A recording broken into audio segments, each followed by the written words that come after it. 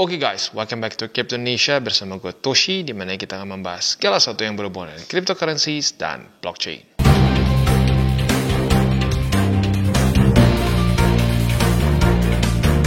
Dan waktunya kita update meme coin. Seperti yang kita bisa lihat di sini, minus 8,55% dalam 24 jam terakhir. Ya semoga sih nggak jadi stres ya, karena kan gue udah bahas untuk meme coins tuh jangan terlalu besar. Apalagi kalau portonya semua memes. Kalau semuanya memes itu pasti stres bawaannya, karena ya beginilah ya. Memes itu kalau BTC koreksi dia biasa terjun payung gitu. Ya jadi ya makanya penting sekali untuk kita menjaga rasio yang tepat ya. Nah, sebelum kita masuk ke sebelum kita masuk ke update-nya, seperti biasa gue akan disclaimer dulu bahwa semua konten dari TCI bukanlah financial advice. Ini semua bentuknya adalah edukasi ya. Dan reminder di depan nih gue taruhnya supaya nggak ada yang miss ya. Remindernya adalah meme coins bukanlah suatu shortcut, bukanlah jalan pintas. Memes dan pre-sale itu bukanlah jalan pintas ya. Ini ya kita boleh punya tetapi dengan rasio yang cenderung kecil dibandingkan dengan yang lain gitu. Jadi kalau gue pribadi menyarankan tidak tembus dari 10% ya untuk portofolio kita yang isinya itu resiko tinggi begitu. Dan itu keseluruhan ya, semua. Jadi semua memes plus pre-sale itu tidak boleh lebih dari 10%. Itu at least patokan gua. Lu mau ngikutin boleh, mau lebih kecil boleh. Kalau mau lebih gede ya harus siap dengan resikonya, begitu ya. Dan kalau gua pribadi sih lebih nyaman sebenarnya kalau lu tuh udah profit dulu di market. Jadi misalkan lu baru masuk nih sekarang-sekarang gitu ya. Lu belum punya BTC sama sekali, belum pernah invest sama sekali, belum punya pengalaman sama sekali. Itu kurang cocok menurut gua. Lebih cocok buat orang yang mungkin sudah bareng-bareng dari 2022 atau dari 2023. Jadi intinya sudah punya profit, gitu, sudah punya profit. Nah, dari profitnya disisihkan untuk nyoba ke aset yang lebih beresiko. Itu boleh lah, ya. Tapi kalau lo misalkan pakai duit langsung semuanya berharap tiba-tiba kaya mendadak, salah besar. Ya itu meme coins itu tidak seperti itu. Banyaknya malah membuat orang tambah jeblos, gitu. Karena biasanya kalau mindsetnya itu udah pengen tiba-tiba kaya mendadak, ya lihat sendiri apa kabar orang yang pengen kaya mendadak kan di kripto, banyaknya bukannya profit malah boncos besar. Jadi sekali lagi gue ingatkan, bukan shortcut dan rasionya perhatikan ya. Memes dan pre-sale maksimum 10% di portofolio lu. Jadi misalkan portofolio 10 juta ya maksimum cuma ya sejuta aja di situ. Sisanya 60% atau 70% di BTC dan ya alts begitu ya. Sip, hari ini kita akan charting kita akan charting Fartcoin ya, lalu Doge dan juga Mudeng ya. Nah, tapi sebelum kita masuk ya, kita ini dulu deh ya. Atau langsung aja deh. Ya kita langsung aja deh. Oke, langsung aja kita ke Fartcoin. Untuk Fartcoin kita bisa lihat di sini, buat lu yang SOP-nya sama dengan TCI, ya berarti dapat posisi short ya kemarin. Retest 1 terjadi di tanggal 13 Agustus, retest kedua terjadi di tanggal 14. Retest 1, retest 2 kebuka posisi short dan target TP-nya yang konservatif kan di 20 nih. Buat yang di 20 buat yang di EMA 20 profit sebesar 7,35. Buat yang agresif di angka 1,0174 itu profitnya sebesar 10, something, nyari 11 ya. Jadi ya asik, senyum ya. At least yang sama SOP-nya dengan kita. Nah kalau SOP-nya beda ya nggak tahu, balik lagi ya. Kan kita bahas yang SOP-nya sama aja ya. Nah untuk posisi spotnya berarti kan udah dapat di EMA 20 dan juga dapat di 1,0174 ya. Yang sekarang masih belum kena tuh berarti di 0,9209 MA 200 dan di 0,7305 gitu. Itu untuk Fartcoin ya. Nah, untuk Dogecoin kita bisa di sini sama juga ya. Retest 1, retest 2 sudah terjadi di struktur resisten di angka 0,25083. Nah, artinya kita sudah dapat posisi short dan target TP kita sudah kena juga di EMA 20 ya. Nah, buat yang SOP-nya sama seperti TCI ya berarti udah sama-sama profit juga harusnya. Nah, ini lebih gila lagi, profitnya 12,04%. Begitu ya. Nah, untuk hari ini kita boleh limit nih. Kita boleh limit posisi long di EMA 20 karena kemarin sudah terjadi retest pertama. Apabila pada hari ini terjadi retest kedua, kita bisa buka posisi longnya dengan target TP di angka 0,25083 atau kalau mau lebih konservatif sedikit boleh di sini nih ya. Di angka 0,24026 ya. Nah, untuk posisi spot EMA 20 yang kemarin sudah kena retest, EMA 50 dan EMA 200 ya. Untuk MA kenapa gua nggak bacain? Karena kalau lu nontonnya misalkan udah besok nih atau lusa, itu akan berbeda. Jadi ya lo harus cek sendiri lagi nanti udah di mana MA 20, 50 dan 200-nya gitu ya. Nah, yang terakhir Mudeng. Untuk Mudeng kita bisa di sini dia sayangnya nggak ada setup ya karena ya terakhir jebol dari 0,18033 ini ngedamnya 11,42% ya. Nah, sayangnya jam 7 pagi tadi daily close-nya di bawah sedikit dari 0,16289. Jadi ya belum ada setup ya. Nah, untuk posisi spotnya masih cukup jauh di bawah sih ya. Ada di angka 0,12696 eh, sorry 0,12696 ya, dan di EMA 200 begitu. Itu kurang lebih untuk setup di di 3 meme coins ini, di Fart, Doge dan Mudeng. Nah, selanjutnya untuk presale. Untuk presale ini gue ingatkan sekali lagi, ini resikonya lebih tinggi dibandingkan dengan kita di memes begitu. Karena kenapa? Ya karena presale ini secara market cap relatif kecil gitu. Ya bahkan relatif kecil termasuk memes juga gitu ya. Memes kan cenderung kecil. Nah, ini lebih kecil lagi. Maka dari itu resiko lebih tinggi. Ya, kalau gue pribadi nggak tembus dari 3%. Jadi kan ini kan porto untuk yang resiko tinggi seperti memes dan presale itu kan 10 ya. Nah, tapi kalau gue pribadi presale tidak tembus 3%. Karena kenapa? Ya presale itu ya kalau yang berhasil, yang gagal juga ya terjun payung juga begitu. Jadi resikonya bahkan lebih tinggi lagi dibandingkan dengan meme coins begitu. Jadi pastikan lu risk profile-nya cocok. Jangan gini kasarnya, lu konservatif sebenarnya. Aduh, lu nyobain odds biasa aja udah deg-degan. Nah, jangan dipaksakan beli presale, jangan dipaksakan beli memes. Yang cocok saja risk profile-nya. Kalau nggak cocok ya jangan gitu ya. Nah, untuk si token 6900 atau udahlah kita pakai bahasa Indo aja biar gampang ya. Token 6900 ya. Ini tuh satu meme coins ya, satu meme coins yang sedikit lucu ya. Biasa kan memes ya. Memes ya udah bentuknya pasti maskotnya tuh kalau nggak anjing, kucing lah ya, binatang-binatang. Nah, di sini kalau kita perhatiin tuh dia malah kayak semacam apa ya, kayak internet zaman dulu begitu ya. Kerasa kayak tahun 2000-an pertengahan mungkin ya, atau enggak sih, mungkin lebih tepatnya kerasa kayak di bawah 2010-an lah begitu ya, dimana kayak internet zaman dulu begitu ya.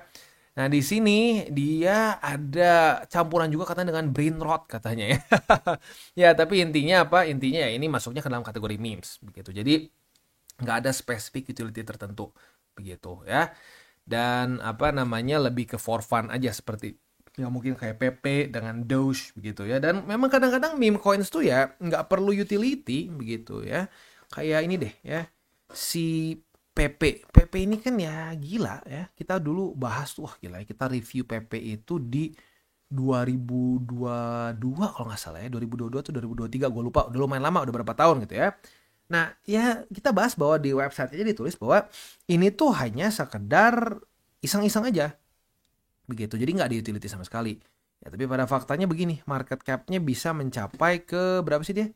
Market cap-nya tuh sekarang di 4,7 miliar USD. Itu berapa banyak perusahaan-perusahaan di Indo yang kalah secara market cap gitu kan. Jadi ya tapi memang seperti itu. Memes itu ya bensin utamanya adalah hype ya. Selama hype-nya terbentuk ya bisa saja naik begitu. Jadi ya utility itu kadang-kadang malah jadi hambatan gitu. Kayak contoh Shiba ya. Nggak tahu nih orang-orang masih pada ingat nggak Shiba Inu ya. Shiba Inu kan di cycle sebelumnya tuh luar biasa. Sebelum ada utility, awalnya cuma udah nanti aja kita bakal ada utility. Katanya nanti ya. Nah, udah sampai beres cycle-nya, mereka baru mulai tuh ada utility-nya. Katanya nanti kita akan bikin Shibarium katanya ya. Kita akan bikin meme coins yang kasarnya nanti bisa dipakai ya, bisa buat bikin DEX dan kawan-kawannya. Dan akhirnya malah orang bingung.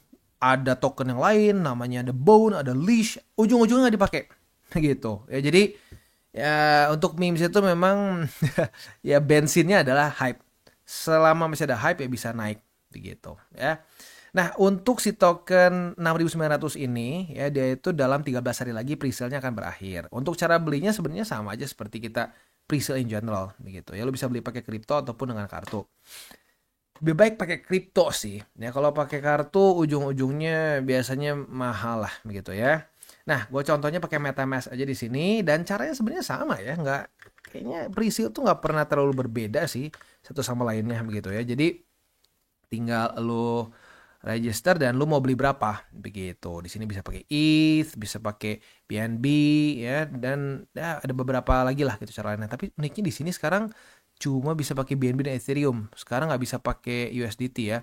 Ya sebenarnya enaknya pakai USDT sih, tapi ya udahlah ya, di sini sekarang biasanya pakai BNB atau ETH begitu. Ya, nah buat lu yang tertarik untuk beli, ya pastikan satu, resikonya udah tahu begitu ya, bahwa presale itu ya bukan shortcut seperti yang gue bilang tadi ya, bukan shortcut jadi lu pengen tiba-tiba kaya gitu ya, terus berharap 100x. Nggak, itu bukan beginian gitu. Itu bukan, nggak ada lah yang seperti itu nggak ada yang namanya pasti bisa langsung berapa ratus x, nggak ada ya.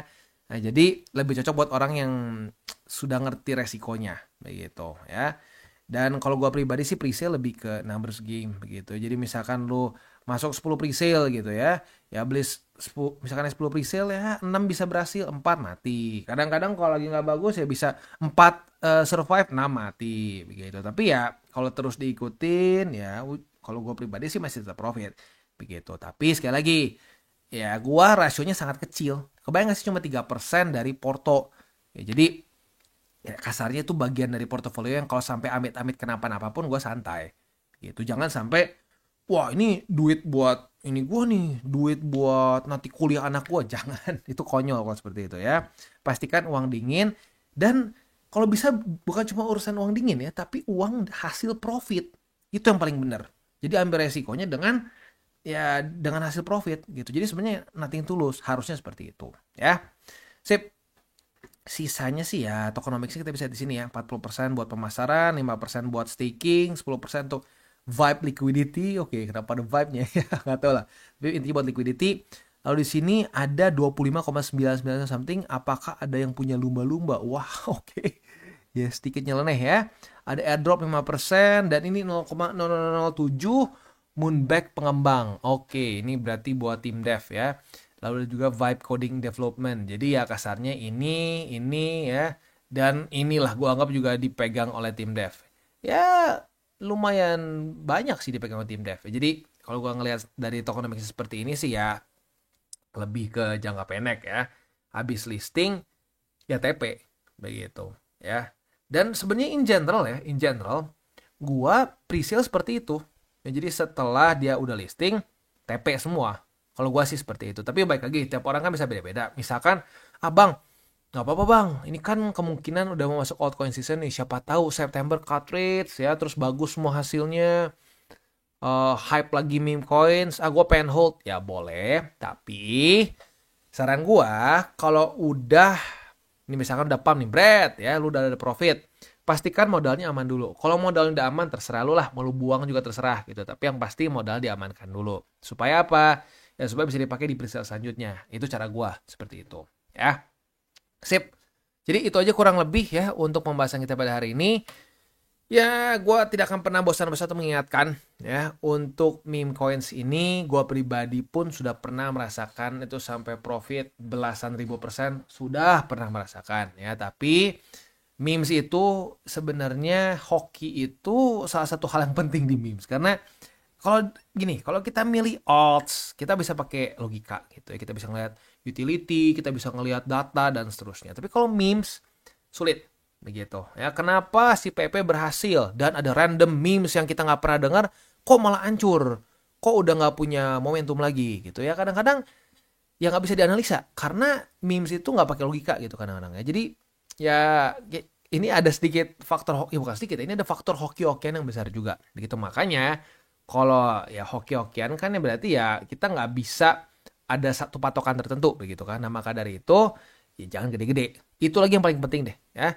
Asalkan kita tidak terlalu gede ya, akan cenderung oke. Dan gini, kalau gue pribadi lebih baik untuk memes itu cari yang di cycle ini, jangan yang udah cycle kemarin begitu. Karena yang udah di cycle kemarin tuh biasanya hype-nya tuh berkurang terus begitu ya. Dan bahkan ya lu bisa lihat sendiri lah, banyak juga yang udah di zaman dulu dibilang digadang-gadang akan mengalahkan Doge, malah hancur total gitu. Kayak ada dulu namanya Raca lah, lalu dulu ada apa lagi tuh, Buff Doge. Kalau Buff Doge itu rug pull, itu even worse lah ya. Dan ada lagi beberapa lah gitu. Nah itu bisa benar-benar hilang total gitu. Jadi harus ingat bahwa ini tuh ya resiko itu akan tetap selalu ada begitu. Ya apalagi di memes. Ya di memes itu akan ekstra besar. Jadi jangan sampai kegedean rasionya. Udah gitu aja ya. Sip, itu kurang lebih untuk pembahasan meme coins kita pada hari ini. Ya, kalau sampai lu sekarang masih stres gara-gara ngeliatin ini, berarti ya kemungkinan besar ya lu belum mengikuti cara TCI gitu ya. Cara TCI maksudnya apa ya tadi gitu ya. Si rasionya kegedean lu berarti di memes kalau seperti itu, kalau sampai lu sampai kepikiran nggak bisa tidur gitu. Jadi pastikan dibenerin. Kalau buat lu yang portonya masih isinya meme semua, ya 60-40 lah. 60%-nya itu di BTC, 40% di alts. Nah, dari 40% itu boleh deh lu 10 di memes yang aneh-aneh. Tapi sisanya di alts yang punya utility ya. ETH lah, ya, lalu Solana lah, BNB lah, XRP lah gitu. Jangan yang isinya aneh-aneh juga. Gitu. Karena kalau isinya aneh-aneh juga semua ya jadi berantakan begitu. Karena semakin tinggi spekulasinya, resikonya pun akan mengikuti gitu. Ya. Oke, kita tutup dengan 3 golden rules. Jangan berkeuangan panas, jangan over leverage, berpikirlah jangka panjang. Ini 3 rules ini bukan cuma buat manjang-manjangin durasi ya. Karena gue nggak panjang-panjang juga udah panjang sebenarnya video gue rata-rata ya. Jadi itu beneran, lo harus coba minimal coba untuk tidak melakukan minimal melakukan 3 rules itulah. Ya, dan udah banyak sekali orang yang komen dengan melakukan 3 rules itu aja tuh improve a lot portofolio mereka. Ya, tidak ada janji bisa tiba-tiba beli Lambo, enggak ada, tapi improve ya. Nah, jadi kita tuh harus baby steps ya. Kadang-kadang orang tuh suka aneh gitu di kripto tuh ya. Belum ngerti apa-apa soal kripto dan nggak mau ngerti apa-apa soal kripto tuh pengen 100x, pengen bisa kebeli Lambo, pengen kebeli McLaren, pengen beli ini itu ya. Tapi nggak mau mengerti ya susah, nggak bisa ya. Jadi ya baby steps ya, the name of the game to risk management, dan ya apa namanya profit berapapun itu progress begitu ya. Sip, kita tutup terakhirnya dengan saham tabur tuai. Ingat, apa yang lo tabur akan lo tuai. Maka dari itu taburlah sebanyak mungkin hal baik. Dan buat kalian yang belum nonton DCWT atau Daily Charting with Toshi, bisa klik di sini, di mana kita akan daily chart your favorite cryptocurrencies. Dan buat lo yang belum mengerti juga mungkin mengenai chart, candles, dan hal-hal lain, bisa juga klik di sini, ada tutorials with Toshi. Dan buat lo yang pengen mendukung TCI, salah satunya bisa menggunakan link reflektor di bawah. Dan jangan lupa juga untuk join Telegram group, di mana kita bisa ngobrol-ngobrol santai mengenai dunia cryptocurrency secara 2 arah. So jangan lupa untuk like, subscribe, click the bell icon, and see you on the next video.